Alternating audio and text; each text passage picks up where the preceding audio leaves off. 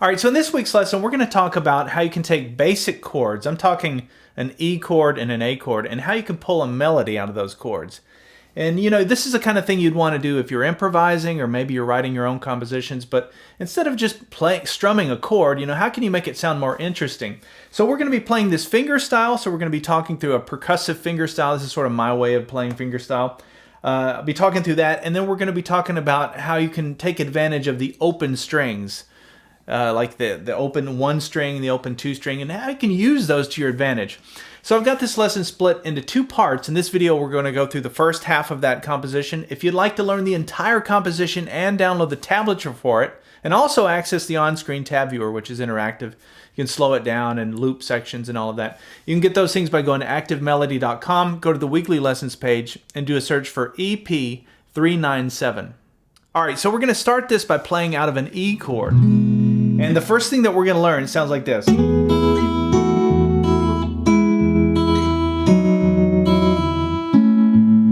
then it goes to the A there at the end. And what I'm doing is I'm really just playing a harmonized 6th version of the major scale for E. It's just walking right down the major scale. But you don't even have to get into that. I want you to think about this in terms of chord shapes. So that's how we're going to start this. I relate everything. I don't care if I'm playing the blues or if I'm playing something pretty and melodic like this.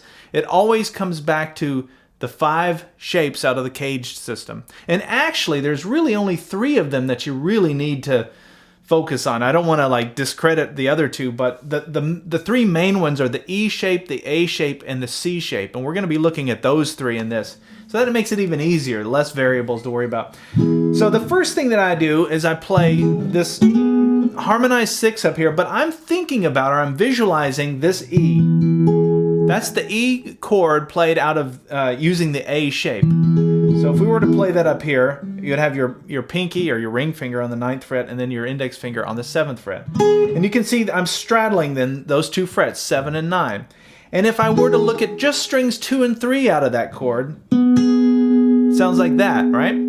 So now, by the way, the other thing I should mention is put those picks away on this one. You're going to want to try doing this with your fingers. And even if you're not a fingerstyle player, you can follow along. This is not like super complicated fingerstyle stuff. So that first thing that we play then is strings 2 and 3 on the 9th fret, but I used 2 fingers to play that. I think that's easier. So I used my ring finger on the 9th fret 2nd string and then my middle finger on the 9th fret 4th string. And I slid into that, and also at the same time I'm using my thumb to hit the open 6th string or the open E string, so you get that bass note. And you're going to want to let that note ring out. In fact, you're going to want to let the E note, the low E note, and the high E note ring out as much as possible because we're playing this over an E chord. One of the other things I should mention is that when you're writing a composition like this, if there's no vocalist involved, you might as well do it in the key of E or A because you have these open strings. And it allows you to play a lot of really cool melodic stuff that would be a lot more difficult if you were trying to you know, bar. Otherwise, you could use a capo if you wanted to switch the key. But anyway, that's the first thing we're going to do, is slide into that. But now you see where it's coming from. It's coming from this chord shape, right? So, and then I use my ring finger to pluck the open 1 string, or that high E. So just practice that first. And then watch this, very easy. We're just going to let these 2 slide down. Now we're down to the 7th fret. But just visualize your E shape. Now know that you have 2 harmonized 6 that are within the E major scale right there inside that chord. That's the big light bulb that should go off for some of you. Some of you know that, but inside this chord shape, you have a really pretty sounding harmonized 6 on strings 2 and 4. Okay, we're going to hit this bass again and the 1 string. And notice a pattern here. I'm going to go.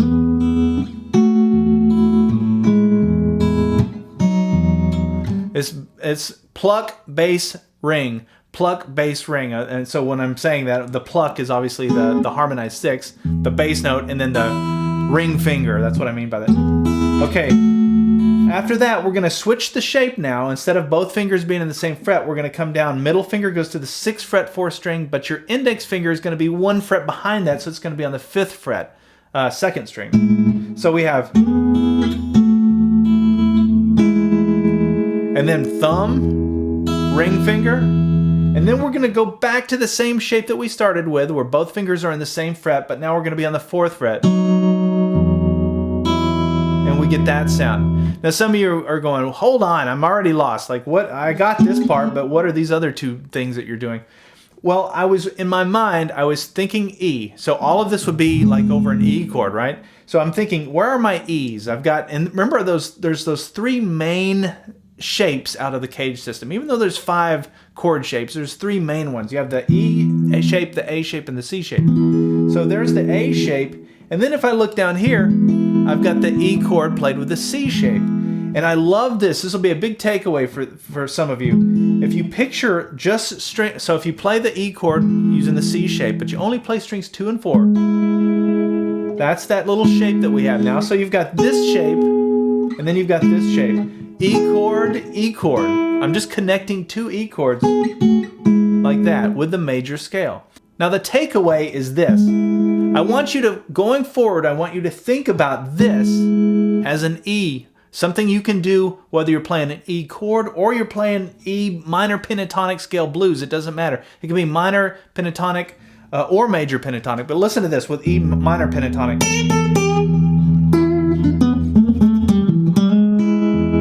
There it is right there. You can end on that. You can end using that as an end phrase. So it's a really useful little thing like that. And you can also use it obviously when you're using it, playing both strings at the same time in a harmonized 6 like that. All right, so backing up from the beginning, we're starting with the A shape, but we're playing the E chord. Walking down to the C shape. Now we're going to switch it back where both fingers are in the 4th fret there. And that's just another step in the harmonized scale, the E major scale. So, and by the way, the whole major scale for E, if you're harmonizing it with 6 like that, playing it on strings 2 and 4, it's going to be one of these 2 shapes. It's either going to be both fingers in the same fret, or it's going to be where you've got the index finger behind. So you've got...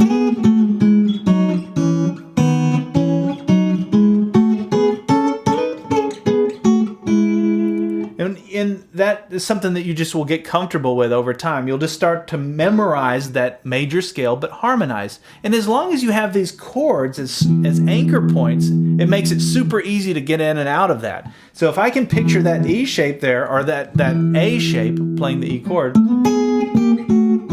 I can really quickly jump into that little harmony and work that into my lead. All right, so from the beginning we have... Now watch this. We're going to the A chord now. And what I did was, I played my middle finger on the 6th fret 3rd string, my ring finger on the 7th fret 4th string. I plucked those 2 fingers with, or 2 strings with these fingers, and then use my thumb to hit the open 5th string, which is your A note. Now some of you are probably going, what is this? Like, well, I think of it this way. If I were to play an A bar chord using the E chord shape, the E shape, and play just strings 3 and 4, that's all this is. So the reason I'm playing it like this is because I have the open B string and the open E string. So listen to this.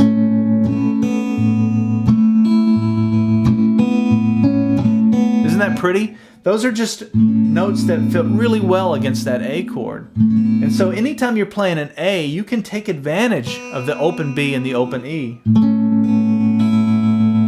And what's really cool about that is, look at this, I have 2 free fingers. So I can go.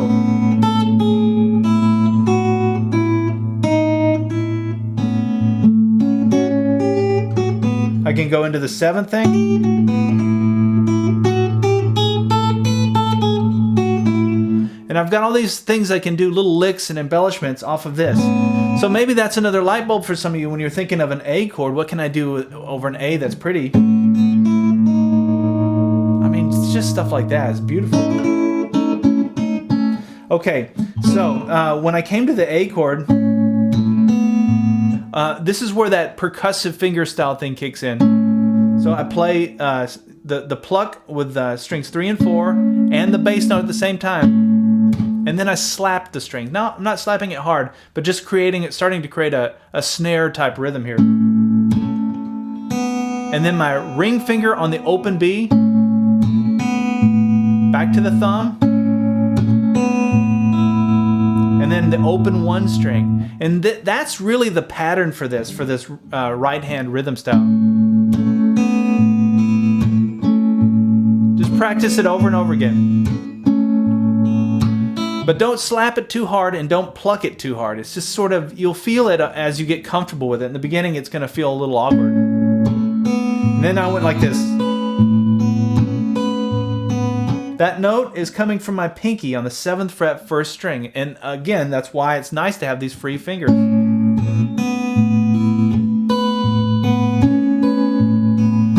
Right? And so that's a little rhythm there. So from the beginning of this, we have...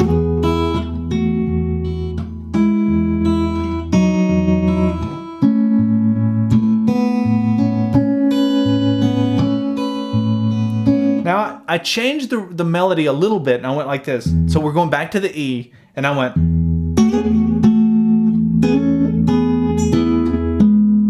Now what I'm doing there, I hit the open 6th string, and I let it ring through the whole phrase. So you don't want to bump it. When you're sliding and doing all this stuff, make sure you don't bump it, because it'll mute the sound. So you hit that with your thumb, and then I'm barring the first 4 strings here on the 7th fret, but I'm only playing strings 2 and 4. Again, I'm just in that E shape, E chord out of the A shape. So these are notes that we've already played. So I'm going to slide from this 9th fret back to the 7th fret. And then I'm going to come back to the 9th fret and bar it and go like this. So I'm doing a hammer on. While I've got that barred there, I'm going to hammer on into the other shape. Remember how I said we have the 2 shapes in the major scale when you're harmonizing it? So I'm just hammering on into this shape, which is the one we've already used, but we're playing it up here. So you have... And then I played strings 2 and 3. I think that's how I did it. Or maybe I went... Either way. And then I played strings 3 and 4, and then I came down with my ring finger to the 11th fret 5th string and played the 11th fret 5th string with that note that's on the bar there on the 9th fret, the 4th string. So that's how that little walk down goes. So you have...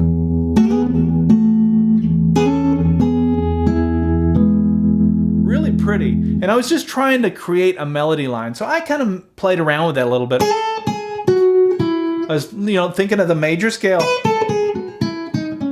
and what I could do here. And that's what I came up with. But then you harmonize it. Right? By just finding other notes. Now, some of you are wondering where we're at here. You know where that is because that's just out of that A shape. Then when you come up into this position, there's a couple ways you can think of it. I think of this as E major pentatonic scale, pattern 1. Aha! Maybe you didn't see that. But look. So that major pentatonic scale is right there. So you can use any of those notes. Now obviously within that major pentatonic scale or surrounding it is also the major scale. So any of those notes you can use as well. But anyway, that's just another way that maybe you're connecting the dots here and you're seeing, okay, there's that A shape, I got it. Got the little harmonized thing. And then, on this side of that A shape, I've got major pentatonic scale pattern 1. That could be a big breakthrough for some of you. Okay, so from here we have... And then it goes back to the A. And when I went to the A, it's the same as I did before. So I plucked them all at the same time, strings 3 and 4 with these 2 fingers, and then my thumb on the 5th string. Slap, open, B string, or the 2nd string. So you have... like that. And then I went... Now this is very interesting to me. The sound that's created is kind of almost a real sad, somber thing. So what I'm doing for that is I'm keeping those 2 fingers there, but I've got my index finger stretching it to the 4th fret 2nd string. Notice I'm hitting the 2nd string and the 5th string open at the same time. And then there's my slap. and then I move that index finger up into the A chord shape. Now, what's going on here? That sound, you've probably heard that sound in something else. I think of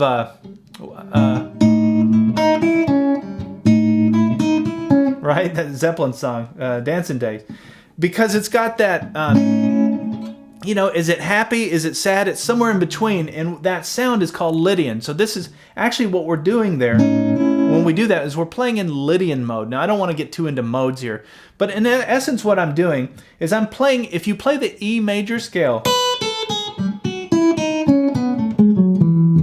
there's your E major scale, right?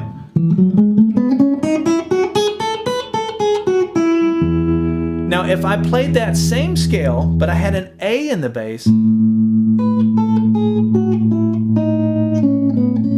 it has a very different pull. It has a much more of a sad kind of thing. And all that is just sharpening the fourth interval in the A major scale.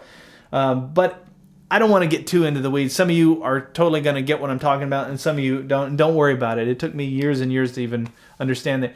The thing you want to walk away with, though, is if you're playing this A chord shape and you want that feel, that vibe, that Lydian vibe, even if you don't know what it's called, that's one way to get it. It's just to take that index finger and move it down one. And you can work that into your playing if you like that sound. At least you know one place to do it here, right? And that's what learning is to me. It's like, it's a bunch of little things. So like, I might not know how to do it in every key. I might not even understand it, but I know if I want that sound, I can come to this, play an A chord right here, and I can just move my index finger down, and I can get that. And then I can start working with that and understand it a little better. Let me back up then and play through this one more time. I'll play through it slowly, and then I'll see you in part 2 where we'll go over the second half. And there's actually 2 additional chords. So we have an F sharp minor, and then there's a B chord. And we keep the percussive fingerstyle going for that, but just some different things that we're playing off of for that second half. All right, we'll back up, play this, and then I'll see you in part 2. And if you haven't subscribed to my YouTube channel, I'm always encouraging people to do that. Hit the subscribe button. Only like 20% of the people that watch these videos are actually subscribed, and that way we can stay in touch as I create more lessons. All right, here we go from the beginning.